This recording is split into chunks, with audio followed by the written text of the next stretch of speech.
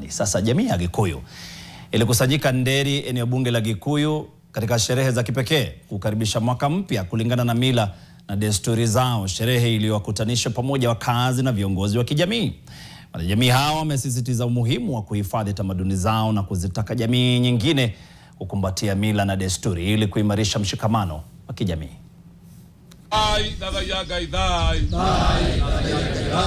Jamii ya Agikuyu ilikusanyika Nderi, eneo bunge la Kikuyu, katika sherehe ya kukaribisha mwaka mpya kulingana na mila na desturi yao. Tuko na event ambayo ni sherehe ya kusherekea kuanza kwa mwaka wa Mkikuyu.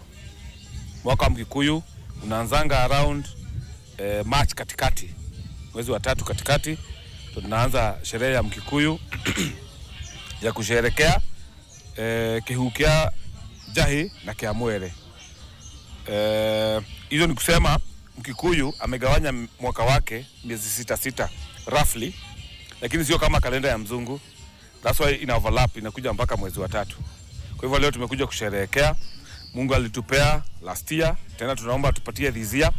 Tukaomba last year mambo ambayo ametufanyia hii mwaka, tunaomba ingine ambayo atatufanyia hii mwaka kuendelea mpaka mwaka ujao mwezi wa 3 tutarudi hapa.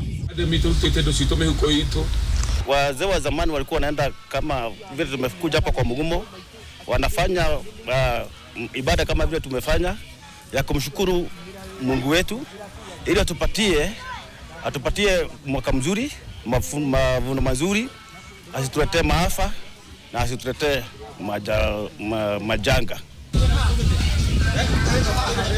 Chakula hiyo ya mukimo ni wamama wenye wamehitimu hiyo kiwango wanafaa kutengeneza hiyo chakula. Sio mwanamke yoyote anahitimu kutengenezea wazee hiyo chakula.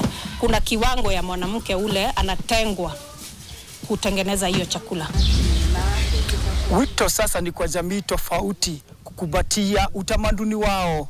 Abraham Gadesha, NTV mashinani kutoka Nderi, kaunti ya Kiambu. Sasa wakisema mukimo inapikwa na wamama wa umri fulani, ni kumaanisha nimekuwa nikifanya makosa miaka yangu yote, sababu mwenyewe naupika mukimo. Sasa